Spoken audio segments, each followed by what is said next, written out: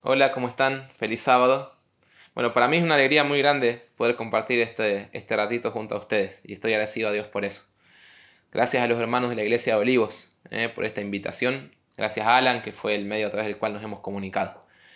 Yo deseo que la paz de Jesús esté en el corazón de cada uno de ustedes, de cada persona, de cada amigo que se conectó en este día para poder justamente recibir un mensaje de la palabra de Dios. Sé que personas de distintos lugares están siguiendo la transmisión de la Iglesia de Olivos y para cada uno le deseo que el Señor los esté bendiciendo y acompañando en este momento.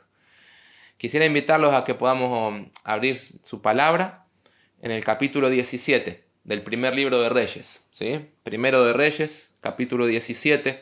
Allí vamos a leer algunos momentos, algunos pasajes de la historia de la vida del profeta Elías, para poder mirar un poco cómo él aprendió a afrontar las crisis, los problemas, las angustias, las pruebas de esta vida. Saben, vamos a reflexionar en cómo las personas, cómo los seres humanos quedamos después de haber atravesado una prueba. Yo estoy convencido que nadie queda igual, que ninguna persona después de pasar por una crisis, por un momento de profundo dolor, no queda igual. Por más que uno diga, bueno, ya pasó, sin duda ya pasó, pero somos personas diferentes después de haber pasado por esas pruebas grandes. Podemos estar más cerca de Dios, podemos estar más lejos, podemos ser personas que nos hemos vuelto más sensibles al dolor de los otros, más misericordiosos, o tal vez nos hemos vuelto más insensibles, más duros, más fríos. Las crisis cambian a las personas. ¿Saben? Y si bien es cierto que hay circunstancias en la vida que nos ayudan a acercarnos a Dios, muchas veces las pruebas, las dificultades, no logran eso. Muchas veces en los momentos de dolor, de los momentos en los cuales la depresión nos abruma, nosotros no logramos justamente acercarnos más a Dios. Entonces, es en esos momentos, ¿no? Cuando tal vez falta el trabajo, cuando estamos muy estrechos económicamente, o cuando tal vez estamos enfrentando problemas familiares, cuando estamos enfrentando muchas veces el rechazo, dificultades tal vez en nuestra salud, una enfermedad crónica en nosotros o en uno de nuestros seres queridos. Es en ese momento cuando nosotros, los seres humanos, nos hacemos preguntas que nos salen casi automáticamente. La primera, o por decir una de ellas, es ¿por qué Dios lo permite? ¿Por qué Dios lo permite? Si Él tiene poder, ¿por qué no evita que vos estés pasando por esta dificultad tal vez en la que hoy te preocupa? La otra pregunta que surge y obviamente tiene que ver con la anterior es si Dios realmente nos ama, ¿por qué no hace algo? ¿No? ¿Por qué no interviene? Son preguntas naturales que es normal que en el corazón del ser humano aparezcan en los momentos de crisis, en los momentos de prueba. Y tal vez la pregunta más egoísta de todas, pero que se hace presente,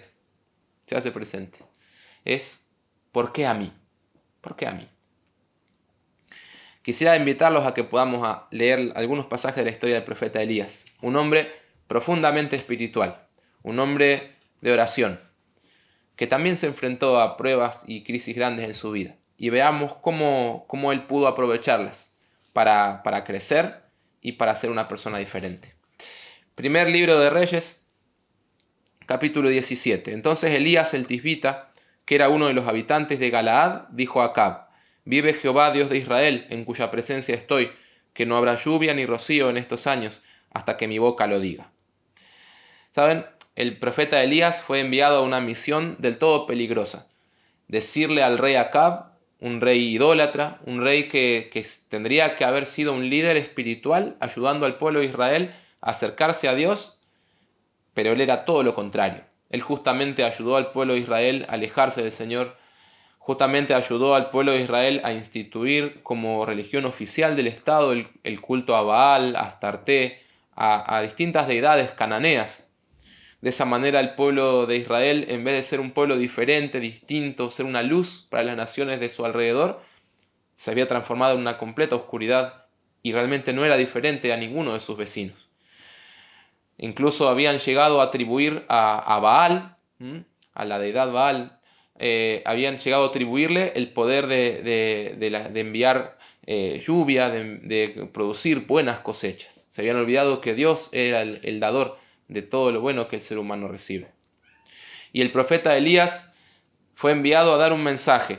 No va a llover hasta que yo te lo vuelva a anunciar. De esa manera Dios quería mostrarles que Baal no tenía poder sobre la lluvia. Quería mostrarles que necesitaban volver a Cristo. Pero no era un mensaje sencillo de dar porque ponía en peligro la vida del profeta.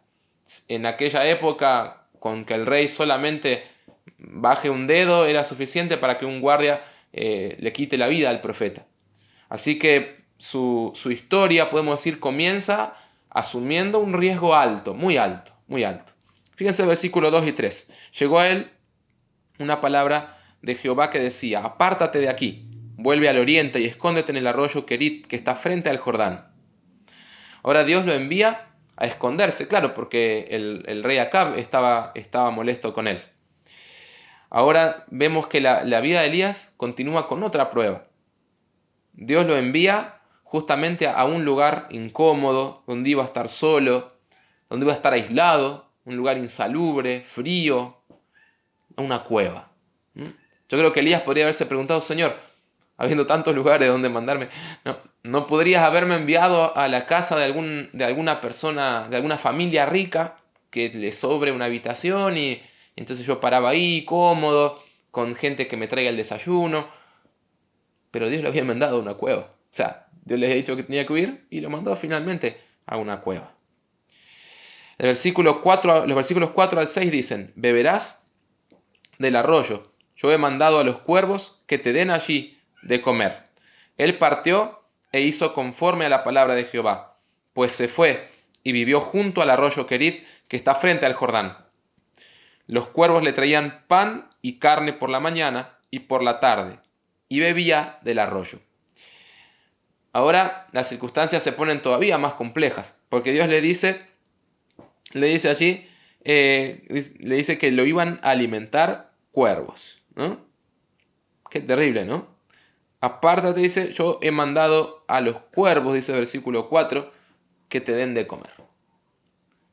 No parecía el mejor plan, ¿no?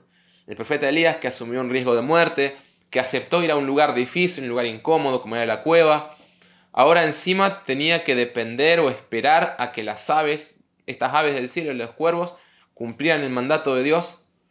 Incluso tenía que confiar que no se equivocaran y viajaran a la cueva de otro profeta, ¿no? Si es que hubiera habido otro profeta, ¿verdad? En otra cueva, hipotéticamente. Era una circunstancia difícil, no tenía sueldo, no tenía un ingreso del cual poder decir, bueno, con esto me mantengo. No tenía estabilidad económica, no tenía posibilidades de progreso en ese lugar donde estaba.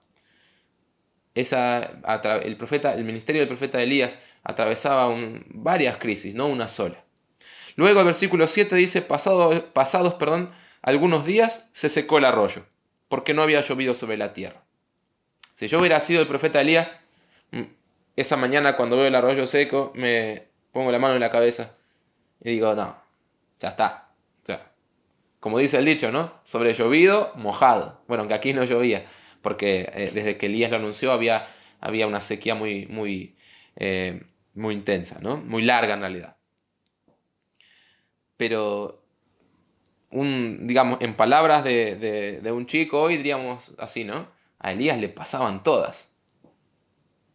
Corría riesgo su vida, se fue a una cueva, tenía que esperar a los cuervos y ahora encima la única fuente de agua que tenía se seca, ¿no? Podía haberse preguntado: ¿Dios no podía evitar esto? ¿No podía Dios ahorrarme este sufrimiento que ahora tengo? Luego, ¿no? Los cuervos dejan de venir porque Dios lo manda a otro lugar. Fíjense el versículo 8. Luego llegó llegó a Elías una palabra de Jehová que decía: levántate, vete a Sarepta de Sidón y vive allí. Ahí le he dado orden a una mujer viuda que te sustente. Entonces él se levantó y se fue a Sarepta. Cuando llegó a la puerta de la ciudad había allí una mujer viuda que estaba recogiendo leña. Elías la llamó y le dijo, te ruego que me traigas un poco de agua en un vaso para que beba. Ahora el plan del Señor se va volviendo todavía más extraño, porque ahora lo envía fuera del territorio de Israel a una mujer extranjera y Dios le dice que le va a pedir ayuda a una mujer que estaba en la más profunda pobreza. En aquella época, en los días de Elías, y así fue por mucho tiempo, ¿verdad? En los tiempos de Cristo todavía seguía siendo así. eh, las personas, las mujeres que quedaban viudas estaban condenadas a la pobreza. En esa época no se la dejaba a la mujer trabajar fuera del hogar, no podía hacer negocios o hacer algún tipo de comercio que de alguna manera le permitiera sustentarse. Tenía que depender de la voluntad de su marido o, bueno, si quedaba viuda y tenía hijos grandes, bueno, ahí sí depender de hijos ya grandes. Pero esta mujer no tenía eso. Tenía evidentemente un único hijo, que era un niño pequeño. Y entonces Dios dice, yo le voy a pedir a ella que te sostenga.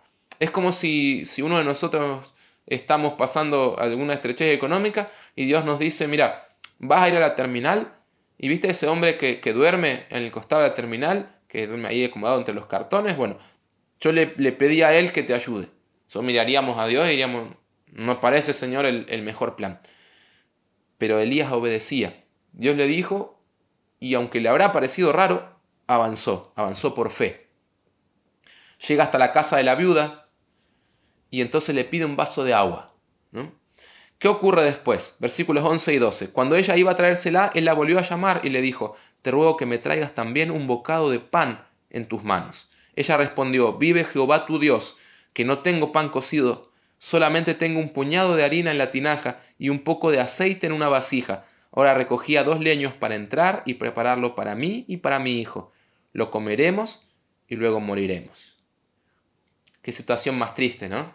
Yo estoy convencido que por eso es que Dios envió a Elías a pedir ayuda a esa viuda, porque estaba viviendo una situación desesperada, porque había ya perdido toda esperanza y creía que aquella iba a ser su última comida. No sé si le estoy hablando en este momento a alguien que está muy, muy preocupado por su situación económica, que tal vez no sabe cómo va a pagar el alquiler de este mes, que no sabe cómo va a darle de comer a sus hijos este fin de semana. Esta mujer estaba pasando por un momento así. Y allí, justo allí, apareció el Señor enviando a su siervo, a su mensajero.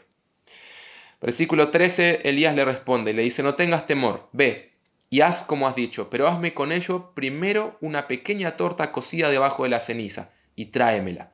Después harás para ti y para tu hijo. Porque Jehová Dios de Israel ha dicho así, la harina de la tinaja no escaseará, ni el aceite de la vasija disminuirá hasta el día en que Jehová haga llover sobre la faz de la tierra. Elías comparte con la viuda una promesa muy grande, pero era una situación muy difícil para la viuda. Decir, ¿qué hago? ¿Le doy de comer a mi hijo por última vez? ¿Pienso en despedirme de él, verlo comer y después dejarlo mientras él muere ya de hambre? ¿O creer en la promesa de un hombre que era un hombre distinto, que era un hombre fuera de lo común, porque él había orado y el cielo se había cerrado ya hacía mucho tiempo? Y evidentemente la mujer lo sabía. Por la forma del diálogo que ellos tienen, ella sabía que él era un profeta de Dios. Sabía que él cuando oraba pasaban cosas. Pero una cosa es saberlo y otra es que dependa la comida del día, dependa de eso. Es fácil tener fe sobre la experiencia de otro, pero cuando es sobre uno, cuando uno es el que tiene que jugarse ahí es realmente difícil. Pero Elías le prometió, mira, no te preocupes, porque Dios va a multiplicar lo que te queda. Y entonces es interesante la respuesta que ella tiene, ¿no? Porque dice, la viuda fue e hizo como le había dicho Elías, y comieron él, ella y su casa durante muchos días. No escaseó la harina de la tinaja, ni el aceite de la vasija menguó, conforme a la palabra que Jehová había dicho por medio de Elías. Dios no olvida a sus hijos. Dios no olvida a sus hijos. Y en el momento de la mayor necesidad, Dios envió a Elías a auxiliar a esa viuda. Parecía que era al revés, que en realidad Dios había enviado a Elías para que la viuda lo ayude, pero evidentemente no era así. Dios amaba a esa mujer como ama a cada uno de nosotros. Y saben, Dios no abandona a sus hijos. Nosotros no tenemos que suponer que el Dios al que oraba Elías, en el que creía Elías, es distinto en aquel en el que creemos nosotros. Él no ha dejado de escuchar las oraciones. Su oído no se agravó, no se volvió sordo. Él sigue teniendo la misma compasión y el mismo interés que tenía, así como en el tiempo de Elías, así también lo tiene en este día. Entonces, si alguien está pasando por una dificultad muy grande y está preocupado, sepa que tiene un Dios a quien recurrir, un Dios que sigue contestando oraciones. ¿Saben? Lo que traté de relatarles al mirar algunas partecitas de la vida de Elías es mencionar simplemente que las crisis aparecen, que vienen, que en muchos casos no las podemos evitar, que son parte de la experiencia de nuestra vida, en este mundo de pecado en el cual nosotros estamos. Pero saben, aunque a veces no podamos evitarlas, como esta tal vez que estamos viviendo como país, aunque no las pudimos evitar, no estamos condenados a que esta crisis u otras que estemos viviendo en forma personal nos destruyan. No estamos condenados a que esta crisis acabe con nuestra fe y con nuestra esperanza. Hay mucho que podemos hacer todavía. Saben, al mirar la experiencia de Elías, yo estoy convencido que las crisis son maestras que Dios pone en nuestro camino. Por un lado, para hacernos crecer, para ayudarnos a desarrollar rasgos de carácter que nos permitan enfrentar la vida de otra manera y que nos conviertan en personas diferentes. Permítanme algunos ejemplos. Al comienzo de su ministerio, recién leíamos, ¿verdad?, que Elías aceptó, digamos, un riesgo muy alto de ir a hablar al rey y decirle que no iba a volver a llover hasta que él se lo anuncie. Un riesgo de muerte. ¿Qué aprendió Elías? ¿En qué creció al hacer eso? Yo estoy convencido que cuando una persona obedece a Dios, se vuelve más fuerte, se vuelve más valiente, se vuelve más osada, ¿no? La fe se robustece. Cuando uno enfrenta sus miedos, cuando uno se anima a hacer cosas que hasta aquí le habían costado, que pensaba que no estaba preparado, que no estaba preparada, que no podía hacerlo. Pero cuando enfrenta ese miedo, la persona se vuelve más fuerte, se vuelve mejor, crece. Vale la pena enfrentar nuestros miedos. Y por eso muchas veces Dios nos coloca en circunstancias en las que uno capaz no elegiría, pero donde podamos enfrentar nuestros mayores temores. ¿Qué puede haber aprendido Elías de la cueva, de su paso por esa cueva, por ese hotel especial al que el Señor lo mandó? Yo estoy convencido que él aprendió la templanza, ¿no? Cuando entró al lugar, vio todo sucio, frío, incómodo, ¿no? Como ya charlamos, yo creo que él aprendió la templanza, ¿no? La paciencia, ¿no? La paciencia, no desesperar, porque hay cosas que en la vida realmente son importantes y por las cuales uno debe preocuparse, y otras que, bueno, de última no son o sea, no cambian la vida, de las cuales no debemos hacer un gigante de algo que no lo es, ¿no? La templanza. Y saben, para mí aprendió también un rasgo de carácter que yo lo entiendo como muy valioso, ¿no? La adaptabilidad. La adaptabilidad, la habilidad de aprender a adaptarse a una circunstancia que nos toca vivir. Eso no quiere decir resignarse, no es lo mismo, aunque resignarse también es parte de un proceso sano. Me refiero, no quiere decir, bueno, bajar los brazos y ya está, esto no tiene solución, no hay cómo salir, no. Adaptabilidad quiere decir aprender a aceptar las circunstancias que en este mundo de pecado se presentan. Aceptarlas, pararnos en ellas y desde allí, tomado de la mano de Jesús, crecer, avanzar y en muchos casos cambiarlas a esas circunstancias. Adaptarse. Si hay una virtud que va a ayudarnos a caminar en esta vida con menos lágrimas, es aprender a adaptarnos a las circunstancias. Y Dios se lo enseñó al profeta Elías en medio de una prueba. ¿Qué aprendió Elías o qué puede haber aprendido con el tema de esperar a los cuervos que venían con pan y con carne? ¿Sí? Yo creo que aprendió la dependencia de Dios. Porque como dijimos, claro, no tenía sueldo, no tenía la seguridad de que los cuervos iban a volver. O sea, él comía ese día y la única seguridad que podía tener de que regresarían es confiar en que Dios los iba a volver a enviar. Yo estoy convencido que Dios incluso lo puso en esa crisis para que él aprendiera, para que Elías aprendiera a depender de él, para que no, para que no espere seguridades en las cosas de este mundo, ni en los gobiernos, ni en sus capacidades laborales. No, no, no, para aprender a poner nuestra confianza en Dios. Y eso nos permite a cualquiera de nosotros apoyar la cabeza en la almohada y poder decir tranquilo, no tengo asegurado lo de mañana, pero sé que Dios no me va a abandonar. ¿Dónde aprende uno a depender del Señor? En las pruebas, en las pruebas, en las crisis.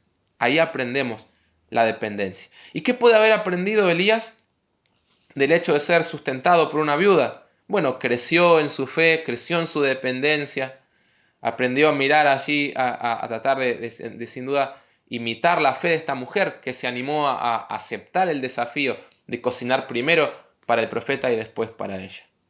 Miren, las crisis pueden volvernos personas fuertes, pueden hacer crecer nuestra fe, pueden darnos rasgos de carácter nobles y mira, cualquiera sea la dificultad en la que hoy estás envuelto, ¿no? El Señor puede usarla para convertirte en una persona fuera de lo común. Créeme, si te quedas de la mano de Jesús, Él va a utilizar esto mismo que hoy te aflige y va a utilizarlo para que vos crezcas como persona y para darte habilidades que te van a ser útiles, muchas veces a lo largo de tu vida. Pero quisiera mencionar, si me permiten, otro aspecto que también en el cual las crisis nos pueden también beneficiar o enseñar. Recién hablé de aspectos en cuanto a hacernos crecer como persona.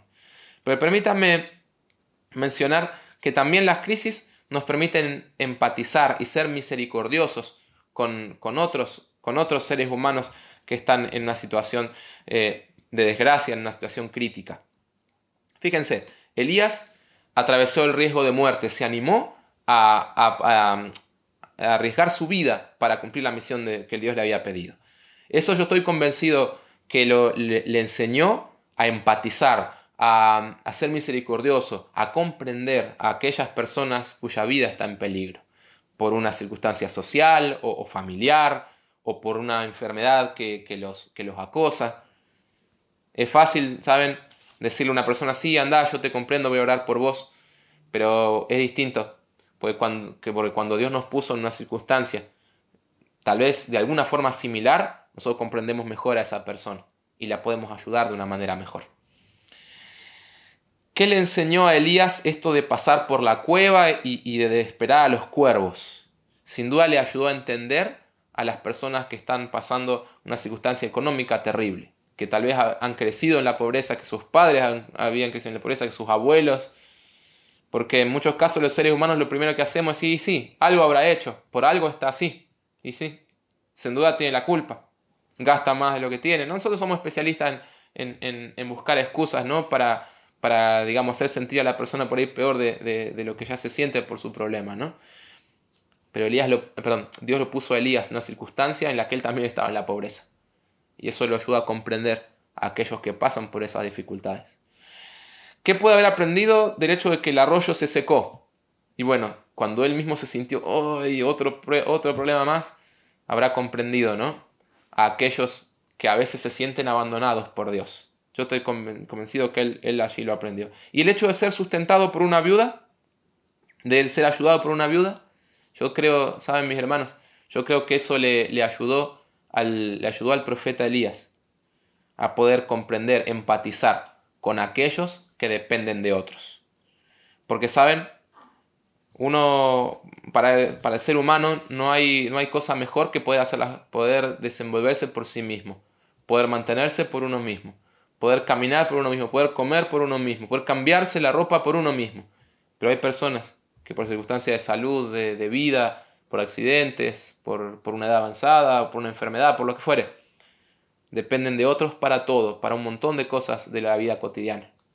Y cuando Elías dependió de la viuda, sin duda pudo empatizar con personas que también dependen de otros para sus actividades cotidianas.